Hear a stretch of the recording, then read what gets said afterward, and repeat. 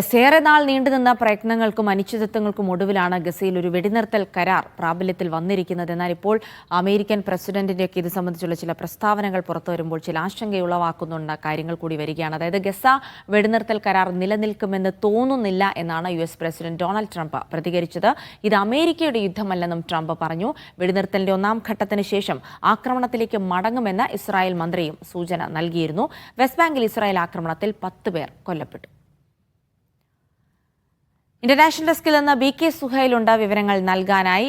സുഹൈൽ, 2 കാര്യങ്ങളാണ്. അതായത് ഈ വെടിനിർത്തൽ കരാർ നിലനിൽക്കുമെന്ന് തോന്നുന്നില്ല എന്ന് പറയുന്നതിലൂടെ ഇസ്രായേൽ വീണ്ടും ഒരു ആക്രമണത്തിന് തുനിയേക്കുമെന്നുള്ളൊരു മുന്നറിയിപ്പും സാധ്യതയും ഡൊണാൾഡ് ട്രംപ് തന്നെ പ്രവചിക്കുന്നുണ്ട്. അതേസമയം ഇത് തങ്ങളുടെ യുദ്ധമല്ല എന്ന് പറയുന്നതിലൂടെ കൂടുതൽ സഹായം ഇസ്രായേലിന് അമേരിക്ക ലഭ്യമാക്കില്ല എന്നുള്ള സൂചന കൂടിയാണോ നൽകുന്നത്? ജിൽസി, ഈ വെടിനിർത്തൽ കരാർ യാഥാർത്ഥ്യമാക്കിയതിൻ്റെ ക്രെഡിറ്റ് ഏറ്റെടുത്ത വ്യക്തിയാണ് ഡൊണാൾഡ് ട്രംപ്. ആ ഡൊണാൾഡ് ട്രംപ് തന്നെയാണ് ഇപ്പോൾ പറയുന്നത് വെടിനിർത്തൽ കരാർ നിലനിൽക്കും എന്ന് എനിക്ക് ശുഭാപ്തി വിശ്വാസം ഇല്ല എന്നുള്ളത്. ഒരു ഓവൽ ഓഫീസിൽ ഒരു മാധ്യമപ്രവർത്തകൻ്റെ ചോദ്യമായിരുന്നു, ഈ ഘട്ടം 1-ാം ഘട്ടം കഴിഞ്ഞ് ഗസ വെടിനിർത്തൽ 2-ാം ഘട്ടത്തിലേക്കും 3-ാം ഘട്ടത്തിലേക്കും പോകുമോ എന്നായിരുന്നു ട്രംപിനോട് ചോദിച്ചത്. അപ്പോൾ ട്രംപ് മറുപടി പറഞ്ഞത് എനിക്ക് അത്തരമൊരു വിശ്വാസം ഇല്ല എന്നുള്ളതാണ്. ഒപ്പം അദ്ദേഹം പറഞ്ഞ കാര്യങ്ങൾ കൂടി വളരെ പ്രധാനമാണ്. ഗസ വളരെ സുന്ദരമായൊരു പ്രദേശമായിരുന്നു, ഒരു കടൽ തീരമായിരുന്നു. അവിടെ ഇപ്പോൾ പൂർണ്ണമായും നശിച്ച കാഴ്ചയാണ് കാണുന്നത്. അത് നമുക്ക് പുനർനിർമ്മിക്കണം, അതിന് വഴി കണ്ടെത്തണം എന്നെല്ലാം പറയുന്നു. അപ്പോൾ നെതന്യാഹുവിൽ നിന്ന് ട്രംപിന് വിശ്വാസം നഷ്ടപ്പെട്ടുകൊണ്ടുള്ള ഒരു പ്രസ്താവനയാണോ ഇത് എന്ന് പലതരത്തിലുള്ള ചർച്ചകൾ നടക്കുകയാണ്.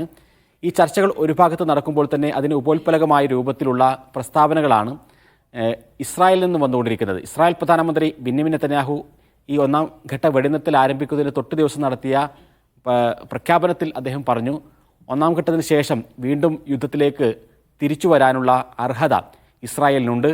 അത് ബൈഡനിൽ നിന്നും അതേപോലെ തന്നെ ട്രംപിൽ നിന്നും ഞാൻ അനുമതി വാങ്ങിയിട്ടുണ്ട് എന്നൊരു പ്രസ്താവന നടത്തി. അപ്പോൾ അത് ഈ യുദ്ധം നിലനിൽക്കും എന്നതിൻ്റെ ഒരു സൂചനയായി നമുക്ക് കാണാൻ പറ്റാവുന്നതാണ്.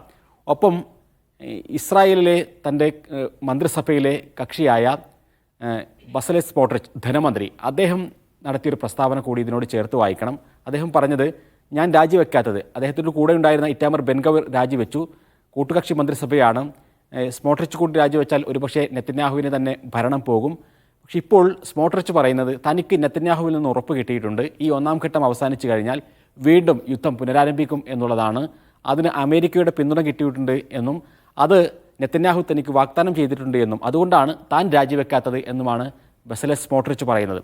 അങ്ങനെയാണ് എങ്കിൽ 1-ാം ഘട്ട വെടിനിർത്തൽ 42 ദിവസം കഴിഞ്ഞാൽ വീണ്ടും യുദ്ധത്തിലേക്ക് ഇസ്രായേൽ പോകുമോ എന്ന സുപ്രധാനമായ ചോദ്യം ഇപ്പോൾ ഉയർന്നു വരികയാണ്. ഇനി ഫെബ്രുവരി 4-ാം തീയതിയാണ് 2-ാം ഘട്ടവും 3-ാം ഘട്ടവും എങ്ങനെയാണ് എന്നതിനെക്കുറിച്ചുള്ള ചർച്ചകൾ നടക്കുന്നത്. 2-ാം ഘട്ടത്തിൽ ഇസ്രായേൽ സേന പൂർണ്ണമായും പിൻവാങ്ങണം, അതേപോലെ തന്നെ ഹമാസ് എല്ലാ ബന്ദികളെയും വിട്ടു നൽകണം. ഈ ഒരു 2-ാം ഘട്ടത്തിലേക്ക് പോലും കാര്യങ്ങൾ പോകാതിരിക്കുമോ എന്ന വലിയ ആശങ്ക ഇപ്പോൾ ഉണ്ടായിക്കൊണ്ടിരിക്കുന്നു. അതേ സമയത്ത് തന്നെ ഗസയിൽ വെടിനിർത്തിയ ഘട്ടത്തിൽ തന്നെ വെസ്റ്റ് ബാങ്കിൽ കടുത്ത ആക്രമണം നടത്തുകയാണ് ഇസ്രായേൽ. ഇസ്രായേലിൻ്റെ കൂട്ടക്കൊലയിൽ കഴിഞ്ഞ ദിവസം 10 പേരാണ് കൊല്ലപ്പെട്ടത്, 35 പേർക്ക് ഗുരുതരമായി പരിക്കേൽക്കുന്നു. ആ പരിക്കേറ്റ ആളുകളെ ആശുപത്രിയിലേക്ക് കൊണ്ടുപോകാൻ ആംബുലൻസുകളെ പോലും കടത്തിവിടാത്ത രൂപത്തിൽ എല്ലാ റോഡുകളും ബ്ലോക്ക് ചെയ്തുകൊണ്ട് വെസ്റ്റ് ബാങ്കിനെ മറ്റൊരു ഗസയാക്കി മാറ്റാനുള്ള ശ്രമങ്ങൾ ഇസ്രായേൽ നടത്തുകയാണ്. ജനീൻ അഭയാർത്ഥി ക്യാമ്പ് എന്ന് പറയുന്നത് വെസ്റ്റ് ബാങ്കിലെ ഏറ്റവും കൂടുതൽ അഭയാർത്ഥികൾ തിങ്ങിപ്പാർക്കുന്ന പ്രദേശമാണ്. അത് ഹമാസിൻ്റെ കേന്ദ്രമാണ് എന്ന ആരോപണമാണ് ഇസ്രായേൽ ആവർത്തിച്ചുകൊണ്ടിരിക്കുന്നത്.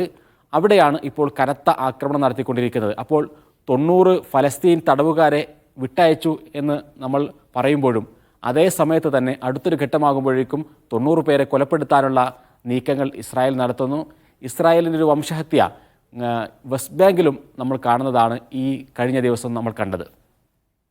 തീർച്ചയായിട്ടും ഇന്റർനാഷണൽ ഡെസ്കിൽ നിന്ന് BK സുഹൈലാണ് വിവരങ്ങൾ നൽകിയത്. ഒരു വെടിനിർത്തൽ കരാർ പ്രാബല്യത്തിലാകുമ്പോഴും അതിൽ വീണ്ടും ആശങ്കകൾ ഉയരുകയാണ്. അത് അമേരിക്കൻ പ്രസിഡന്റ് ഡൊണാൾഡ് ട്രംപിന്റെ പ്രസ്താവനകളൊക്കെ ആശങ്കയ്ക്കിടയാക്കുന്നുണ്ട്. അപ്പോൾ വീണ്ടും ഒരു ആക്രമണത്തിന് ഇസ്രായേൽ മുതിരുമോ? ഈ സമാധാനം എത്ര കാലം നിലനിൽക്കുമെന്നുള്ള ചോദ്യങ്ങളൊക്കെ ഇപ്പോൾ ഉയരുന്ന ഒരു സാഹചര്യം കൂടിയാണ്.